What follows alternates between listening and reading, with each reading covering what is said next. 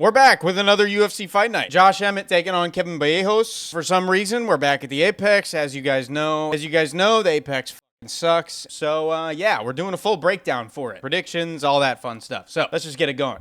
First up, we have Sam Hughes versus Piero Rodriguez. As I'm sure some of you know, this is actually a rematch for whatever reason. I don't know why the UFC keeps doing this, just booking rematches at this point. But Piero Rodriguez won in the first matchup. I'm going to take Piero Rodriguez. She won the first fight, and I think she'll get it done again. She's kind of just the more complete fighter, and she seems to be a little bit more patient as well. Sam Hughes tends to just rely so incredibly on her volume and her cardio, which a lot of times leaves a lot of openings because she's throwing so much and she's overextending herself even on the ground, where she's like rolling for positions that she maybe shouldn't because she'll get reversed, or she'll kind of just like wing hooks to get in close and it just leaves a bunch of openings and she gets popped. And Piero Rodriguez tends to sit on the back foot, pick her shots with nice kicks from kickboxing range. She has nice low kicks. She'll go inside, outside. She works off of straight shots on the back foot. And when it comes to the ground game, she is, from what I can tell, a little bit more educated. And like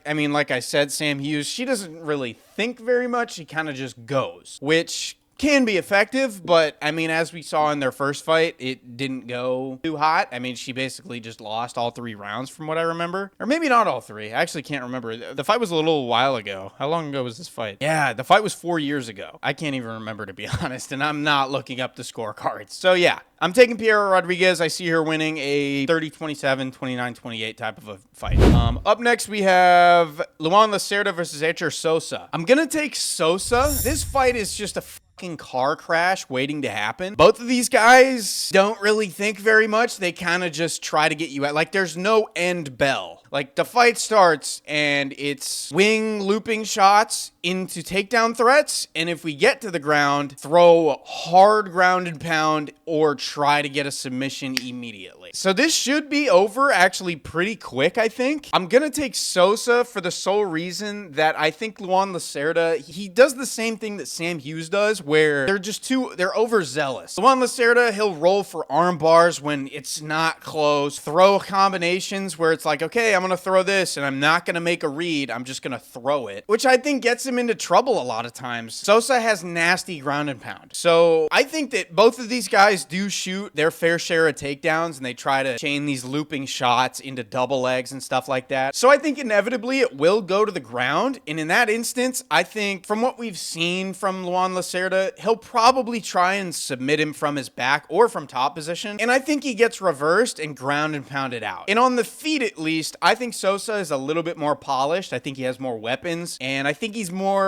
less reckless as well on the feet. Big win streak, hasn't fought anybody of too much crazy substance. I know that outside of the UFC that he actually fought decent level competition, not good, but I mean, he wasn't fighting guys that were like 3-8 or whatever that Habib was fighting, those type of guys. You know, he fought decent guys and he looked good on the Contender Series. I think his stand-up game isn't bad, so I think he gets a TKO finish on the ground. I think he wins this in the second round. This fight's a car crash. Someone's getting a finish here. So, yeah, moving on from that. Up next on the card, we have Bia Mesquita versus Montserrat Rendon. I think did she change her name? It just says Montse Rendon. I don't know. I'm taking Mesquita here by submission. Her grappling is really good. I think I've said this in the past. I think I said this for her last fight against Alexieva. I worried that she wasn't going to be able to get the takedowns and maybe the stand-up wasn't, as polished, which it isn't, to be fair, but her takedown entries actually looked pretty good. And from what we can tell, when she does get someone down, they can't really get back up. I mean, I'm pretty sure, from what I remember when I was studying this, I think she had a grappling match with Mackenzie Dern, and she beat her. And Mackenzie Dern is the most finishing female fighter, I think,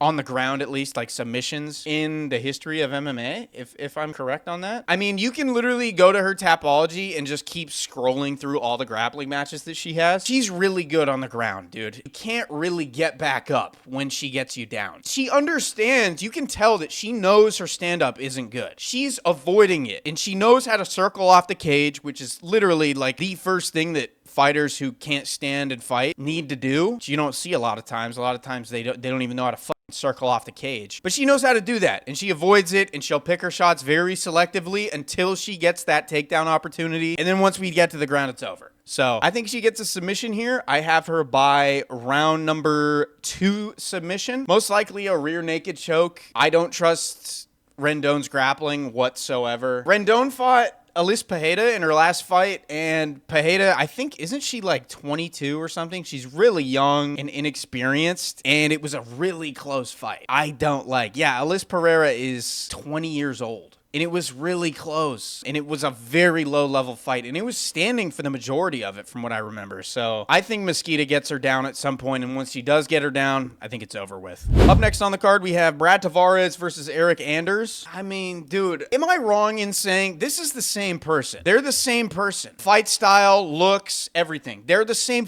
person, dude. I'll believe that they're two different people when I see them in the octagon on Saturday. How about that? To this point, they've morphed into one for me. That being said, I'm probably gonna take Eric Anders. Yeah, Eric Anders has a power advantage for one, and Brad Tavares, as of recent, has been very hittable. His striking defense has been on a steep decline as of late, and he doesn't have any power in his hands, so it's like when you're hittable and you're getting moved backwards and the other guy is feeling no sort of like threat coming back his way, it's just going to keep walking you down. And a lot of what Brad Tavares does as of recent is also just like, he's so picky with like what he wants to throw. And it's like, dude, you can't do that when most of the guys that you're fighting nowadays have a power advantage over you. You can't just like guys like Mauricio Hoofy, that's one thing because you can sit on the back foot and wait and find a shot because you have power in your hands. Brad Tavares doesn't can have that, dude. And also, he doesn't make reads. There's no working off of feints. It's like he throws a 3-4 punch combination and that's it. There's no educated thought process. And he's hittable as fuck.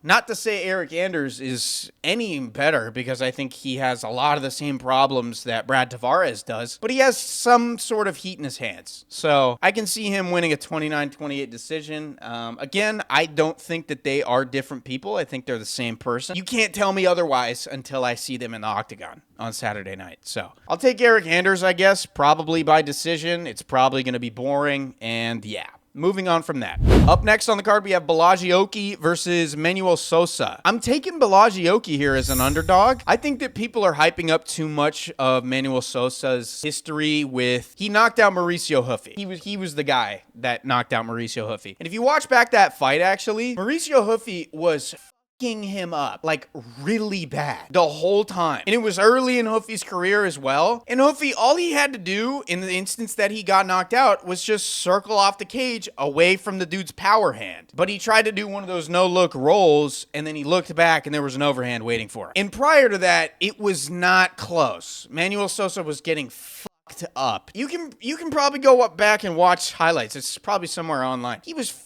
him up, dude. And Vallejos is he is stupid. Like his fight IQ is not like, it's really bad. But from a fundamental standpoint, he's not terrible. Like, he has heat in his hands. He doesn't overextend too much on combinations, but he'll put himself in spots where it's like, why would you do that then? His timing sometimes is just like, I didn't like that. Why the did you do that? That's the worry here, is that he does kind of some of the same things that Hoofy did in the instance where he got knocked out, where it's like, bro, like, all you had to do was this, and you didn't, so you got slept. And Oki puts himself in some of those instances, and he's a little bit chinny. I've seen him get wobbled a few times where he shouldn't be getting wobbled. From a fundamental standpoint, though, I do think that he is better than Manuel Sosa. I think Sosa's very hittable as well. I don't think that that guard that he has is very strong. I think he can split it, go around it. He kind of just walks into shots as well. Like, he does this marching forward, but he gets hit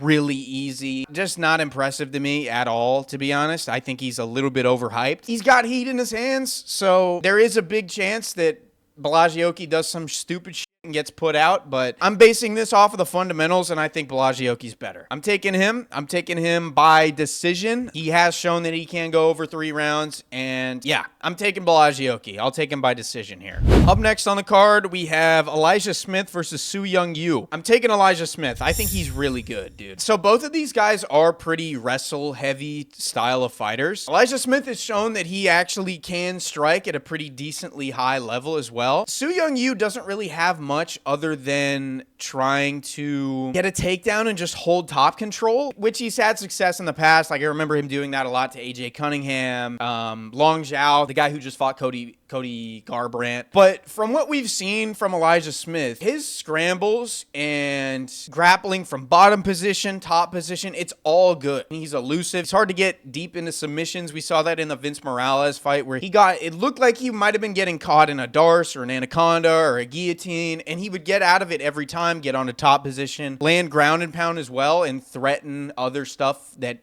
he had. I think he's really fucking good, dude. And the slam that he had over Toshiomi Kazama, he was fucking the dude up the whole time, and then he slams him unconscious. Like, it was a landslide of a win. Like, one of the more dominant wins we've seen on the prelims in the last good bit. I think he's really good, dude. I've been pretty high on him for a while. I love seeing these younger guys come to the UFC with the wrestling base already, and they develop the striking. You can see the levels that they're starting to make. They're starting to work off of feints a lot. He does that, and Su Young Yu is just too one-dimensional to me, and I don't think that the finishing potential is on his side at all. I love Elijah Smith's fight game. I think he gets this done, I'll say by decision. I'll say by 30-27 decision. I think it's going to be a really grapple-heavy fight, and from what I've seen from Elijah Smith, he always wins scrambles. The worry is that he might get a little bit tired, because we saw that in the Vince Morales fight with all of these submission threats coming his way, all of the different scrambles that happened in that fight. He did slow down a little bit, but physically, not mentally. You could tell he was always mentally there, trying to get to the right spot and everything. So I think Elijah Smith wins this one 30-27. Maybe drops around because he might lose a scramble, and Su Young Yu just holds top control from there for the rest of the round, because I can totally see him doing that. We're taking Elijah Smith.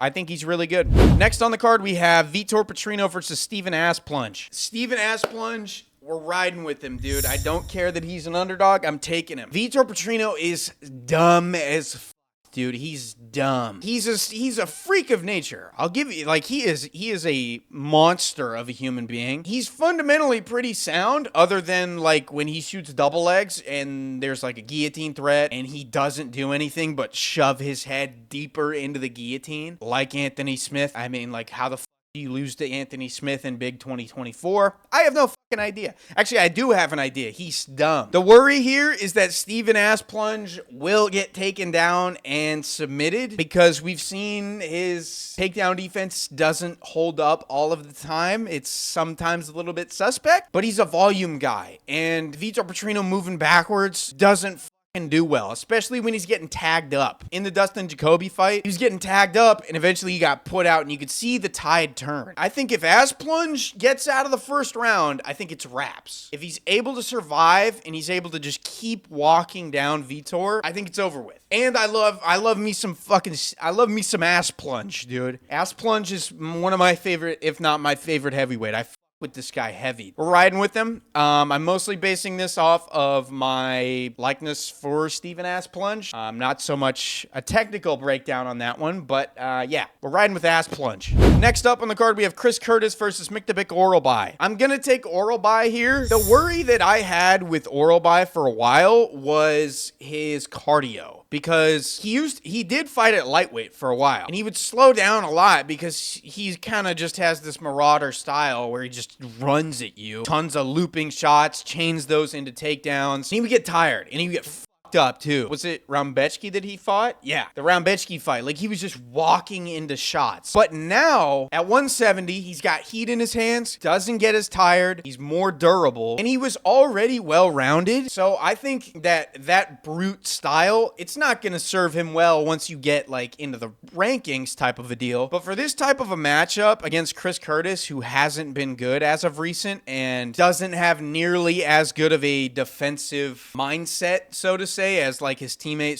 Sean Strickland, I think he gets taken down. I think he gets kind of overwhelmed, to be honest, for the majority of the fight. And also with Oralbai, he actually does have a decent game plan going into a lot of his fights, and a lot of the times it's just keep shooting takedowns. Like, he shoots a lot of takedowns. I think that's going to work against Chris Curtis. When you mix up your weapons like that against Chris Curtis, like, he doesn't really know what to do. He kind of just sits back and waits for you to him up. He's getting older. I don't think he's good. I think that going to a split decision against Max Griffin is embarrassing. I think Oral Bai's good at 170. So I'm taking him. I'm taking Oral Bai by round 2 or 3 TKO or sub, because he does shoot a lot of takedowns. There is a chance that Chris Curtis gets fucked up on the ground, but I think he gets a finish late. Up next, we have Bruno Silva versus Charles Johnson. Charles Johnson is who I'm going to take in this one. Charles Johnson has a fatal flaw, and that's moving backwards. When guys pressure him and throw and mix up their combinations, like go body head or body head, or literally just mix up your combination from any sort of level, add in a kick or two, and move him backwards, he's fucked.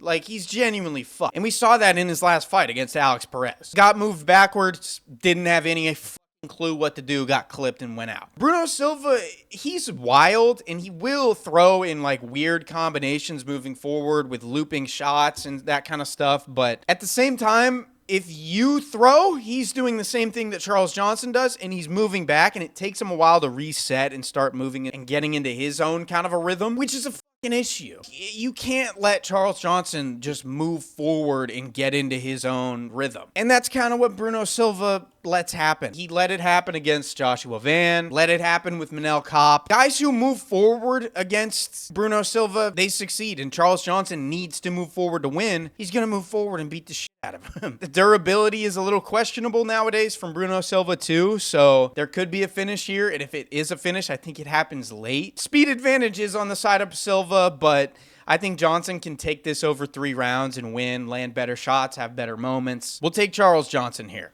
Up next, we have Umar Sy versus Ion Cutelaba. I'm not going to take very long on this one. I'm taking Umar Sy. A little bit worried because Umar Sy in his last fight against Alonzo Menefield? No, it was the fight before that. But his fight against Alonzo Menefield was really hard to watch. I mean, like, he literally just, like, stood there for 15 minutes. Just didn't do anything. Just let Menefield throw and land at a low rate. Not land much of substance, but still lost because he fucking just stood there the whole time. But at the same time, against Cutelaba, if you have any sort of output, you win. Because he doesn't know how to defend himself. And if you can defend yourself from the early blitz and stay away from the takedowns, you win. Cutelaba doesn't know how to defend himself when you throw strikes at him. He literally doesn't know how to defend himself. I mean, I don't have much else to say, to be honest with you. Looking back, it's like he beat Ibo Aslan, who sucks. He beat Ivan Erslan, who also sucks. Felipe Lins, you lost to him. He sucks. I think actually Felipe Lins, I'm pretty sure, is fighting Francis Ngannou soon. Anyways, yeah. Ion Cutelaba doesn't know how to defend himself on the feet. He literally is just a punching bag, it seems, at times. I take Umar Sy. I take him by decision, I guess. I'm not very stoked for this one, clearly. Up next, we have Marwan Rahiki versus Harry Hardwick. I'm going to take Rahiki. So Harry Hardwick is one of those guys who relies heavily on his just volume. He tries to just outpace you over 3 rounds pretty much. And there's not much heat behind anything that he throws. Doesn't know how to check a leg kick, as we saw against Caye Fernandez. And at the same time, as he tries to like outpace you, he can get overwhelmed. And if you throw a bunch of strikes at him at once and you back him up, he goes in a straight line. He's still lead leg heavy, weirdly, and he just gets fucking pieced up. That's kind of what Marwan Rahiki's style is. Wahiki. It's volume in bursts. Harry Hardwick doesn't know how to stop that. I mean, and it doesn't even have to be in bursts, actually. Just kick his fucking leg, dude. Yeah, I'm not spending long on this one either. I do think that this is probably a closer matchup than the Caye Fernandez fight, but yeah, I just don't think that Harry Hardwick should be in the UFC. I don't think Rahiki should be in the UFC either, to be fair, but moving on from that, I don't want to talk about this. Up next, we have Andre Fili versus Jose Delgado. Not going to spend long on this one either. Jose Delgado should get a round 1 TKO here. Andre Fili, he has a lot of these stance switches, and he tries to look all pretty with his footwork and stuff like that. And a lot of times it is actually effective because it throws guys off and they don't know where to get outside foot position, where to like step in for the clinch, when to throw, when to counter, because he's always moving and you can never You can never really get a full read on him. But with Jose Delgado, he rips to the body well, and he has really good straight shots, especially with like knees. Straight up the middle with knee. We saw it against Hyder Emil. When Andre Fili switches stances, he squares up to guys. With Jose Delgado, he's throwing knees up the middle all the time. He's throwing nasty straight shots. If you're just gonna square up to Jose Delgado, you're gonna get caught. It's going to happen. And also, Jose Delgado clearly beat Nathaniel Wood. Don't know how he lost that fight. He should be able to up Andre Fili pretty bad, pretty quick, to be honest. I'm pretty confident in this too. I think Jose Delgado gets this done handedly inside of 1 round. I don't trust Andre Fili's chin either, dude. So, you know, moving on from that. Up next, we have Amanda Lemos versus Jillian Robertson. I'm going to take Jillian Robertson here. I think her grappling is really, really good. The issue, though, is that Amanda Lemos's takedown defense is good. It's pretty hard to take Amanda Lemos down. But at the same time, when you do get her down, she doesn't really know how to get up. And she loses scrambles over and over and over when she does get down to the ground. This is kind of a similar matchup with the Bia Mesquita and Montserrat Rendon fight, where it's like, if she does get her down, it's probably wraps. I think that Jillian Robertson does get her down. And from there, I think she's pretty dominant. I mean, she's shown nothing but dominance when she does get to the ground. I've questioned her in the past, and she's proven me wrong time and time again. So I think she's able to get her down. I think she's able to get her down multiple times and win dominantly and get a finish somewhere in the 2nd or 3rd round. I've got a submission for Jillian Robertson. Amanda Lemos, back end of her career, sucks once she does get taken down. Haven't seen much finishing potential from her either in the last, I don't know, 3-4 years. We're going to take Jillian Robertson. We're going to take her by submission in the 2nd or 3rd round. Up next, we have the main event, Josh Emmett versus Kevin Vallejos. I'm going to take Vallejos, obviously. I've been high on him for a while. I don't know why they keep putting him in the fucking apex. Yeah, good lord, man. Kevin Vallejos is starting to look a little predictable for me. Like, he struggled a little bit against Giga early. Before obviously finding the finish, he was able to back Giga up against the fence. He landed a couple overhand rights, and then he kind of just caught Giga off guard because a lot of the shots that Vallejos was throwing early in that fight were very simple combinations. There was no extended combination whilst cutting him off or anything like that. And then once he did cut him off though and get him up against the fence, he kind of just surprised him. Prior to that, he couldn't really find a way of entering, which worries me in the future. But as far as this matchup goes against Josh Emmett, I don't think there's going to be very much of that because Josh Emmett's approach is very one-dimensional. He's easily hit. It's hard to put him away. Like, it is very hard to put away Josh Emmett on the feet. I think there was only one time, I think it was the Jeremy Stevens fight, the only one that I can remember where he has been finished. But a lot of it is just kind of spamming overhands and waiting to get into that range where he can throw his jab, line up an overhand, and bomb it over the top. And then from there, kind of just hook. Kevin Vallejos' movement is good. He circles off the cage well when he does get backed up. His head movement can be a little predictable at times, but I don't expect Josh Emmett to be the one to make that read like a John Silva did. So I think Kevin Vallejos gets a finish maybe late, but for the most part, I think he gets a decision done because I think Josh Emmett is a little too durable to put away. I think you need to land really clean in order to put him away like Jeremy Stevens did. And I think this is just going to be a boxing heavy style of fight. And Vallejos' boxing is just so much cleaner. It's on both ends, offense and defense. His movement is good. I think that his leg kick defense is even a little bit better than Josh Emmett's is. From a grappling standpoint, I actually think that he's better than Josh Emmett as well. He has actually a decent submission game. He doesn't show it very much, but he has shown pretty good scrambles on the ground in the past. I just think Vallejos, younger, sharper, faster, more defensively responsible, maybe not as powerful, but there is more of that surprise factor like we saw against Giga. I think Kevin Vallejos gets this done. I think he gets it done by either late TKO or decision. I don't think he should be as big of a favorite as he is, but that's kind of the way that these hype trains go. I do worry for him once he does get deeper into these rankings. I did call it that he would be ranked somewhere in the top 10 within the first couple years of him being in the promotion, and here he is. We'll take Kevin Vallejos. I think he's really good. I think he's really good. I worry for him. I hope he evolves a little bit, but for now, I think I think the hype train rolls on. That's all I got for you. I appreciate you for watching. I do believe that as this video is out, actually, I think Dana is announcing a bunch of fights, so I'm sure it's nothing too crazy based off of what we've gotten recently. Appreciate you. Like and subscribe. If you are new around here, do subscribe. I got videos coming out all the time, so appreciate you, and I will see you in the next one. Peace.